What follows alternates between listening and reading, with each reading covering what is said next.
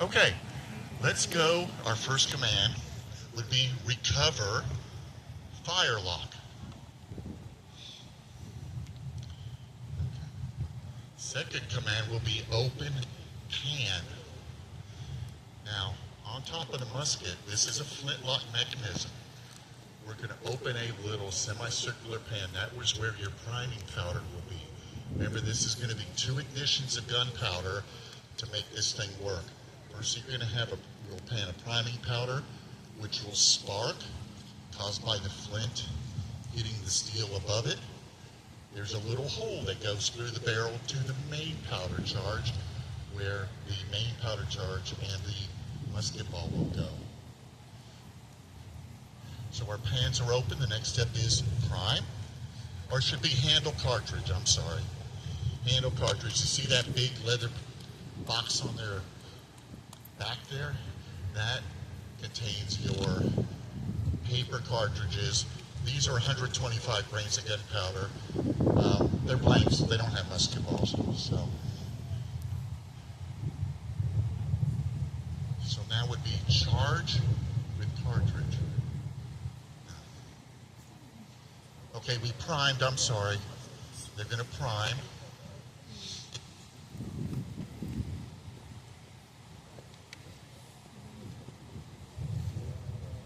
We're ready. Okay, now we're going to charge with the cartridge. The remainder of the gunpowder in the cartridge is going to go down the barrel. The steps that we're going to omit for safety, but I'll tell you about, is imagine that we just loaded gunpowder in a musket ball. We're going to need to pack that down in the musket pretty tight. So we're going to take out a ramrod, insert it into the barrel, tap it down, and then bring it out and replace it in its holders. The third of these commands is to make sure that your ramrod goes back in its holders. Just imagine that this is a battlefield. It's smoky, it's hot, it's noisy, and in excitement, you might leave your ramrod in your barrel. You did not return your rammer, you left it in your barrel. You go to fire, your ramrod's going this way, and you have lost a vital part of your weapon. So a lot of these commands have a specific reason. So draw rammer, ram down cartridge, return rammer.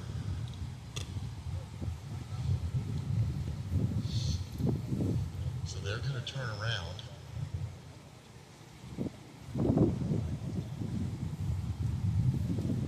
And I'll let you take it. Ready for the fire? Not going to make a loud bang, but you may want to cover your ears if you're a little on the sensitive side.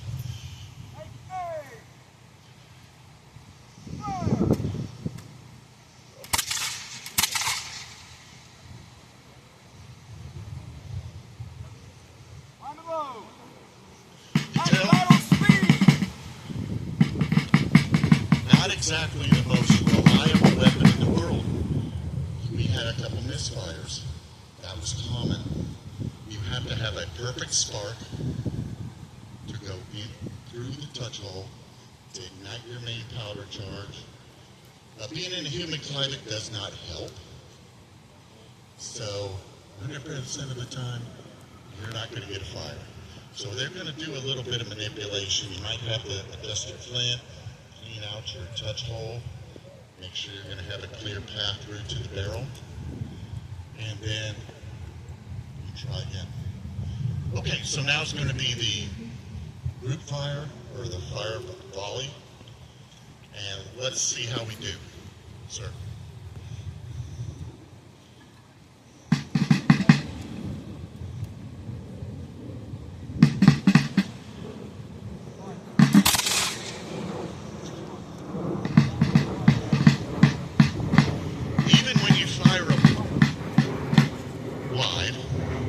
It doesn't have a terrible kick to it. It's not going to put you on your rear. Despite the bulk of the weapon, and you are firing a pretty substantial charge, it's going to have a little jolt to it, but it's not going to knock you down. These weapons were relevant up to the 1840s, when the flintlock mechanism will be replaced by a percussion cap mechanism. That's great.